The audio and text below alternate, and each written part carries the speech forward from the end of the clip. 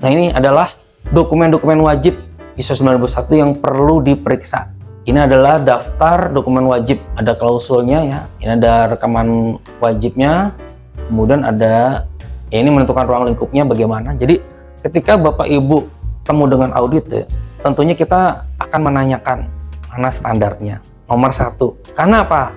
Yang selalu saya dulu dilatih. Jadi waktu pelatihan, kalau Anda ingin ISO tertentu, misalnya ISO 9001, punya nggak standar ISO-nya? ISO 91. Jadi Bapak Ibu nih, mudah saja jadi kepada auditor menanyakan, ada ISO standar yang 9001, 45000. Oh ada, tidak perlu dicetak, cukup menunjukkan seperti itu. Oh ya, kita ada. Nomor satu itu. Kedua, kita harus tahu terkait dengan auditor kita, apa proses bisnis yang dia jalanin. Jadi kita bisa membaca kerangka pikir, oh seperti ini. Terus si auditor selalu kita tanyakan, menceritakan proses bisnis seperti apa. Namun demikian pada kenyataannya memang ada juga auditor yang tidak mau cerita secara detail. Dan biasanya adalah audit internal ini jangan sampai dijadikan ladang curhat. Ya, jadi dalam pelaksanaannya ada yang tiba-tiba saking terbukanya curhat sama si auditornya. Jadi kalau bisa justru kita mencari bagaimana ya baiknya, apalagi kepada auditor eksternal. Jadi Bapak Ibu bisa bertanya nih, kalau auditor eksternal datang ada masalah gini Pak, misalnya oh ada masukan dan sebagainya, itu perlu kita tanyakan lagi. Kalau sesama nanti pada saat audit internal, tentunya kita akan juga ada poin penting. Kenapa? Di dalam poin penting itu ada hal yang misal ada, ini kan saling silang ya Bapak Ibu kalau audit internal. Itu akan mengetahui bahwasannya oh ternyata pekerjaan di bagian A sama di tempat saya. Karena mohon maaf ada juga yang berpikiran enak bagian A ya, kelihatannya kok lebih enak, lebih gampang kerjaannya. Nah itu salah satu yang dirasakan ada pelaksanaan audit internal itu. Jadi banyak sebetulnya efek yang positif kepada kita. Bukan hanya memastikan efektivitas ISO ini berjalan dengan baik, bukan hanya itu saja, banyak Bapak Ibu. Kalau Bapak Ibu menjalankan dengan nilai-nilai positif, maka akan mendapatkan hal-hal yang tentunya positif buat kita. Jadi kita baru oh ternyata titik-titiknya tahu sendiri gitu. Nah kemudian ini ada beberapa dokumen wajib yang perlu diperiksa ya. Kemudian pertama itu ada ruang lingkup ya, konteks organisasi dan sebagainya, kebijakan mutu, visi dan misi. Pertanyaannya adalah kalau kebijakan mutu K3 lingkungan ini apakah tidak boleh berubah? Menurut Bapak Ibu gimana? Ketika ada kebijakan mutu, apakah boleh berubah? Boleh atau tidak Bapak Ibu? Boleh. Nah, jadi sepanjang itu masih relevan dengan visi dan misi organisasi Bapak Ibu, itu masih bisa dijalankan seperti itu. Karena pernah satu di organisasi ya, saya temukan bahwasannya ternyata di tahun 2021 sampai detik ini tidak berubah. Pertanyaannya, yaitu dia bisa berubah nggak? Bisa, asal misalnya sudah tidak relevan lagi dengan visi misi misal. Nah berarti yang dipakai yang mana? Berarti yang tahun 2021 kebijakannya masih dipakai. Jadi nggak tiap tahun mesti diganti, itu tidak. Itu ya Bapak Ibu ya. Secara dokumen kebijakan dari implementasi 4 kali.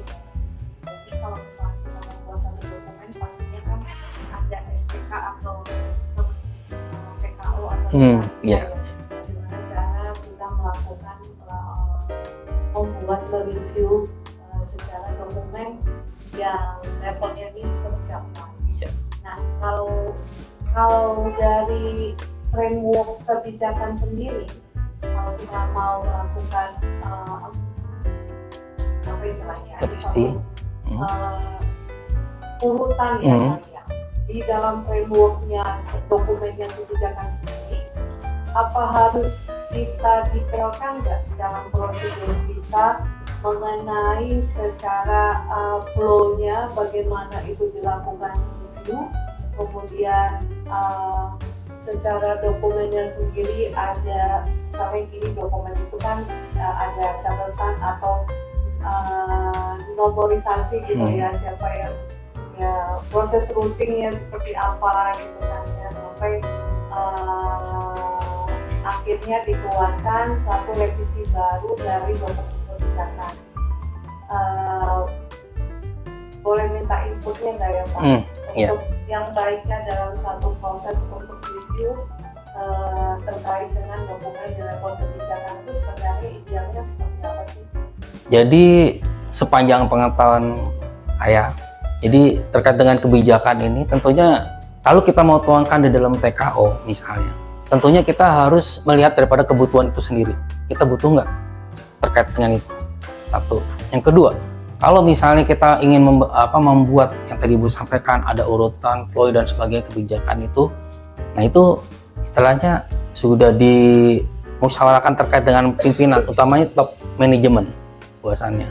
Itu jadi kita harus berpacu melihat daripada itu tadi ada visi misinya, ada arahan daripada pimpinan top tingginya, top manajemen ya. Itu kita akan membuat seperti itu. Jadi sekali lagi penekanannya adalah apakah itu menjadi satu kebutuhan buat organisasi kita. Pun kalau kita akan membuat, tentunya kita kalau membuat ada flow ya, aturan seperti itu, kita lihat dari tata urutannya itu sendiri dari atas sampai ke bawah. Gitu sih Bu. Kalau dari klausul yang diminta terkait kebijakan sendiri ada ini dari di dalam audit ya. Yang lebih detailnya gitu kan, sampai kepada frameworknya, kemudian juga secara dokumentasinya ada jelas, misalnya revisinya tertera dalam format satu dokumen. Ya, kalau yang terkait dengan khusus untuk kebijakan kayaknya nggak ada langsung untuk itu ya Bu. Tapi kalau terkait dengan pengendalian mungkin di SOP pengendalian dokumen. Kalau kita mau buat satu perubahan atau kebijakan bisa dituangkan di situ. Itu sih Bu. Kalau yang khusus kebijakan kan ada yang di top manajemen ini ya, bahwasan di klausul 5 seperti itu. Ada diatur dalam pengendalian apa? Iya betul, ada pengendalian dokumen. Di situ kan nanti ada tata cara penulisannya. Dalam itu kan ada Bu. Mungkin nanti akhirnya ada retensi ya kan, masa simpan dan sebagainya. Nah itu di situ bisa. Nah ini adalah kita lanjutkan terkait dengan dokumen wajib yang di ISO 9001 ini yang perlu diperiksa. Ada tabel isu internal eksternal, ada tabel pihak yang berkepentingan, peta proses bisnis. Ya, kemudian ada surat penunjukan MR. Ya, juga ini akan ditanya struktur organisasi, job desk, dilihat daripada biasanya ini ya, ada tanggalnya, kapan terakhir update, ya, tanda tangan jangan lupa Bapak Ibu parafnya. Kemudian ada tabel risiko dan peluang, ada rencana perubahan jika ada.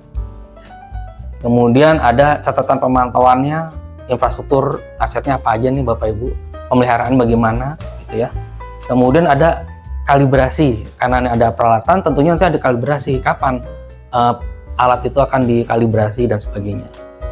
Kemudian ada tabel komunikasi eksternal, internal dan internal ya. Ada daftar hadir. Ya seperti Bapak Ibu misalnya mengadakan notulen atau meeting ya kan, ada tuh daftar hadirnya A, B, C, D, itu bukti. Kemudian ada pencapaian pengendalian, catatannya seperti apa, ada umpan balik, survei kepuasan pelanggan, ada surveinya, ada analisanya ya Bapak Ibu. Nah, kemudian ada catatan tinjauan persyaratan, catatan persyaratan perancangan, ada tentang masukan desain kalau ada ya, kemudian ada pengendalian desain kalau ada juga nih. Kemudian ada catatan hasil desain dan pengembangan, perubahan, evaluasi dan identifikasi serta properti pelanggan kalau ada daripada punya pelanggan. Kemudian juga ada ini prosedur wajibnya, ada pengendalian lingkungan kerja, ada catatan pelatihan, ada daftar pegawai, dokumen ya, dokumen proses rekrutmen dan sebagainya, ada agenda pelatihan.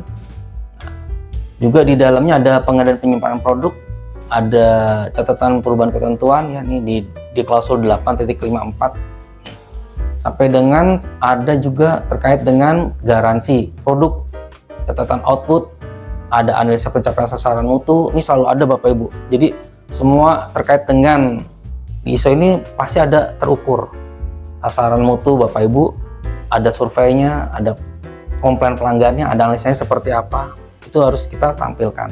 Kemudian hasil audit internal, kita pasti akan melihat bahwasannya ini salah satu bukti implementasi Bapak Ibu untuk melaksanakan ISO series ya. Kemudian hasil tinjauan manajemen. Mungkin ya tahun kemarin hasil tinjauan manajemennya bagaimana, apakah sudah selesai, sama seperti di hasil audit internal, apakah sudah selesai semua, seperti itu. Kemudian terakhir ada hasil tindakan korektif termasuk peluang untuk perbaikan. Apakah tindakan korektif ini sudah dilaksanakan? Biasanya kan sudah ada kolom-kolomnya tuh Bapak Ibu, ada sudah selesai, kapan waktunya dan sebagainya. Karena setiap temuan itu biasanya ada batas waktu. Nah, kalau misalnya sudah selesai, tentu ada bukti. Nah, evidennya itu nanti akan ditampilkan pada saat Bapak Ibu pelaksanaan audit, baik itu internal maupun eksternal, seperti itu.